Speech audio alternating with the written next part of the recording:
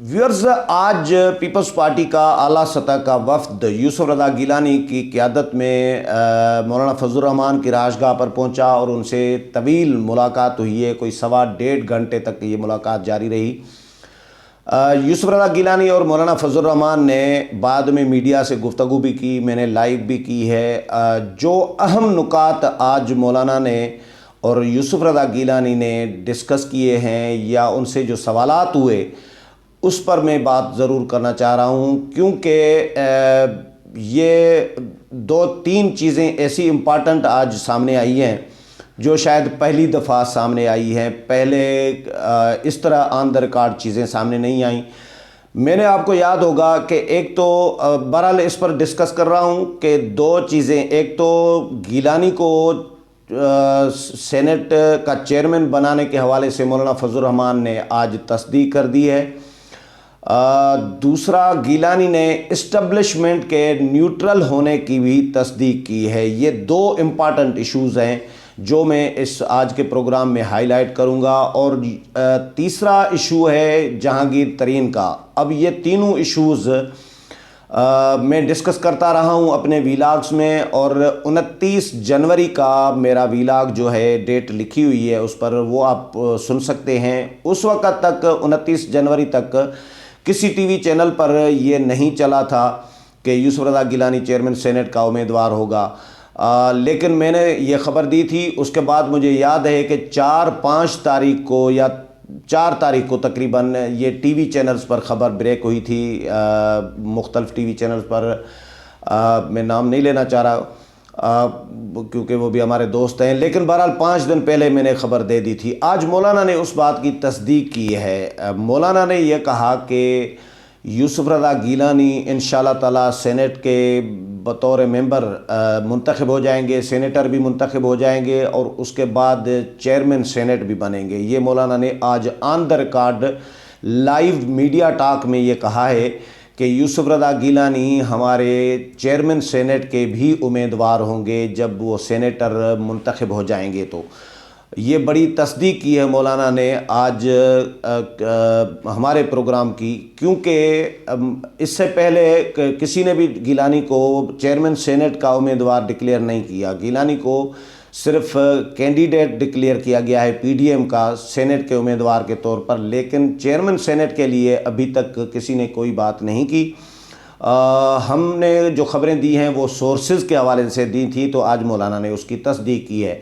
दूसरा इशू मैं ये डिस्कस करता रहा हूँ, जिस दिन गिलानी ने कागजात नामजदगी जमा कराए थे उसी दिन ही मैंने ये बात की थी कि भाई गिलानी की नामजदगी के पीछे भी कहानी है बड़ी ज़बरदस्त। वो 2-3 वीलाग्स में इस पे ज़िक्र कर चुका हूँ कि जहांगीर तरीन का किरदार अहम होगा गिलानी के मुंतखब कराने में। और मैं अब तो आज की मीडिया टॉक के बाद गिलानी ने जो सवाल मेरा ही था गिलानी से, उसमें जो गिलानी ने जवाब दिया वो भी बताता हूं, लेकिन उस जवाब के बाद तो चीज़ें क्लियर हो गई हैं और मैं अब ये कहने में हक बजानिब हूँ कि गिलानी की नामज़दगी में जो है सिर्फ पीडीएम का रोल नहीं है। गिलानी सिर्फ पीडीएम के उम्मीदवार नहीं हैं, बल्कि गिलानी जहांगीर तरीन के कैंडिडेट भी हैं सेनेट के बतौर मेंबर जो है इस्लामाबाद से सेनेट इलेक्शन के लिए।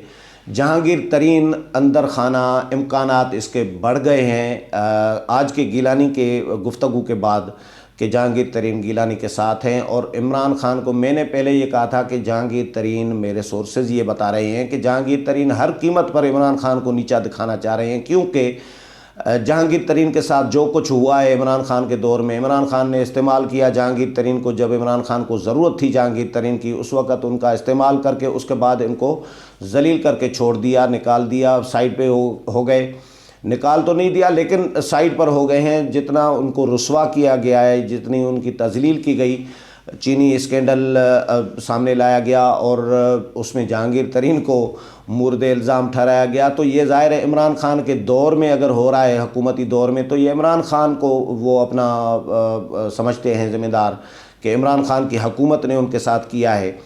और इसलिए अब इससे बेहतर मौका जहांगीर तरीन के लिए कोई हो ही नहीं सकता दोबारा کہ وہ اب عمران خان سے وہ بدلہ لیں۔ تو جہانگیر ترین کے حوالے سے جب سوال ہوا یوسف رضا گیلانی سے، اور اسٹیبلشمنٹ کے حوالے سے بھی، اسٹیبلشمنٹ کے حوالے سے میرا سوال تھا، جہانگیر ترین کے حوالے سے عاطف بٹ اور ہمارے کیانی ہیں اویس کیانی، ان کا سوال تھا۔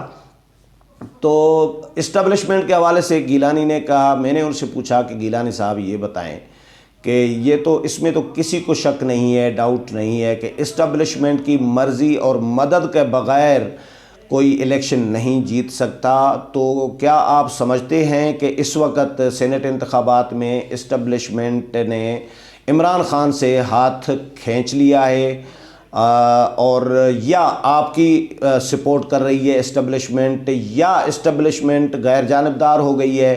تو گیلانی نے کلیئر یہ جواب دیا، یوسف رضا گیلانی نے۔ مولانا فضل الرحمان بھی ان کے ساتھ کھڑے تھے، اور گیلانی نے کہا کہ میں سمجھتا ہوں کہ اس وقت اسٹیبلشمنٹ نیوٹرل ہو گئی ہے۔ یہ یوسف رضا گیلانی کے الفاظ ہیں جو میں نے لائیو بھی کیا تھا، اور اس کے بعد میں نے بحث تو نہیں کی ان کے ساتھ مزید، لیکن سوالات میں سے سوالات نکل رہے تھے، جوابات میں سے سوالات نکلتے ہیں۔ تو میں نے پھر بعد میں ہم نے صحافیوں نے، جب گیلانی چلے گئے، میڈیا ٹاک ختم ہو گئی، تو مولانا فضل الرحمان کو ہم نے کہا، ریکویسٹ کی کہ مولانا ہمیں کچھ ٹائم دیں گپ شپ کے لیے۔ تو مولانا نے نکلنا تھا کیونکہ پشاور آج، تو مولانا نے کھڑے کھڑے ہمارے ساتھ گفتگو بات کر لی، اور مولانا سے میں نے پھر سے یہی سوال کیا جو گیلانی سے تھا۔ میں نے کہا مولانا یہ تو تھا گیلانی صاحب کا جواب، کیونکہ گیلانی صاحب ہیں امیدوار، کینڈیڈیٹ ہیں سینٹ کے لیے، تو یہ ان کا جواب ہے۔ آپ سربراہ ہیں پی ڈی ایم کے، تو کیا پی ڈی ایم بھی یہی سمجھ رہا ہے؟ کیا آپ بھی یہ سمجھ رہے ہیں بطور پی ڈی ایم سربراہ کے اسٹیبلشمنٹ نیوٹرل ہو گئی ہے؟ گیلانی صاحب تو میں نے کہا ان کا ظاہر ہے اپنا ایک سیاست، اپنا سیاسی ایک بیہیو الگ ہوتا ہے، آپ کا موقف کیا ہے؟ تو مولانا نے کہا کہ جو 3 حلقوں کا رزلٹ آیا ہے، اس تھرپارکر کا، وزیر آباد کا اور نوشہرے کا، تو یہ 3 حلقوں کا رزلٹ دیکھ کر تو ایسا لگ رہا ہے کہ اسٹیبلشمنٹ نیوٹرل ہو گئی ہے۔ لیکن جب ہم ڈسکا کا اور کرم، ضلع کرم کا جب دیکھ رہے ہیں NA 45 اور NA 75 کا رزلٹ، تو پھر لگ رہا ہے کہ شاید اسٹیبلشمنٹ کوئی گڑبڑ کر رہی ہے۔ تو پھر میں نے اوپر سے کہا، میں نے کہا مولانا یہ انتظامی لیول کی بھی تو ہو سکتی ہے دھاندلی، ضروری نہیں ہے کہ اسٹیبلشمنٹ ہی ہر دھاندلی کرائے۔ یہ حکومت ہے، حکومت کے پاس وسائل ہوتے ہیں، حکومت کے پاس فورس ہوتی ہے، پولیس ہوتی ہے، انتظامیہ ہوتی ہے، پنجاب حکومت ہے، مرکزی حکومت ہے، تو یہ لوکل سطح پر بھی تو ہو سکتا ہے۔ تو مولانا نے اس پر کوئی جواب تو نہیں دیا، لیکن مولانا اس پہ یقیناً مطلب ان کے جو ریسپانس تھا، ایکسپریشن تھے، اس میں سے لگ رہا تھا کہ مولانا اس بات سے ایگری کر رہے تھے کہ یہ بھی ہوتا ہے، مطلب ہر دھاندلی اسٹیبلشمنٹ نہیں کرا رہی ہوتی ہے، کچھ دھاندلی حکومت بھی کرا رہی ہوتی ہے، انتظامی لیول پر بھی ہو رہی ہوتی ہے۔ تو مولانا نے بھی اس بات کی انڈوز کیا ہے، اس کو تصدیق کر دی ہے کہ اسٹیبلشمنٹ اس وقت غیر جانبدار ہے۔ اس جو ضمنی انتخابات کا رزلٹ نظر آیا ہے، اور ایون ابھی تک جو سینٹ انتخابات کے حوالے سے جو بھی ایکٹیویٹیز موو ہوئی ہے، اس میں بھی اسٹیبلشمنٹ غیر جانبدار نظر آ رہی ہے، نیوٹرل نظر آ رہی ہے۔ یہ میرا تجزیہ جو کئی دنوں سے میں کر رہا تھا، بہت سارے میرے ویورز جو ہیں، معزز ویورز، وہ اختلاف بھی رکھ رہے تھے کہ سولنگی بھائی ایسا نہیں ہے، اسٹیبلشمنٹ ہو ہی نہیں سکتا۔ یہ میں مانتا ہوں کہ اسٹیبلشمنٹ کا کردار اس طرح آسانی سے ختم نہیں ہونا، لیکن ابھی جو ضمنی انتخابات ہوئے اور ان میں اسٹیبلشمنٹ کا رول بظاہر نظر نہیں آ رہا، لگ رہا ہے کہ اسٹیبلشمنٹ نیوٹرل ہو گئی ہے، اور سینٹ کے انتخابات میں بھی لگ رہا ہے کہ اسٹیبلشمنٹ نیوٹرل ہے۔ گیلانی آیا ہی اسی لیے ہے کہ اسٹیبلشمنٹ سے اگر ان کو خطرہ ہوتا تو گیلانی شاید امیدوار بھی نہ کھڑے ہوتے۔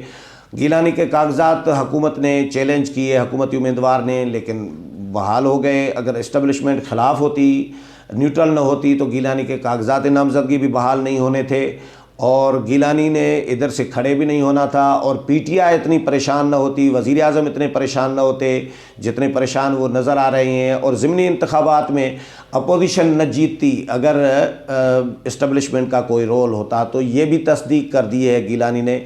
अच्छा, आता हूँ जहांगीर तरीन के मामले पर। तो जहांगीर तरीन के हवाले से जब सवाल किया आतिफ भट्ट और अवैस कियानी ने, तो उस पर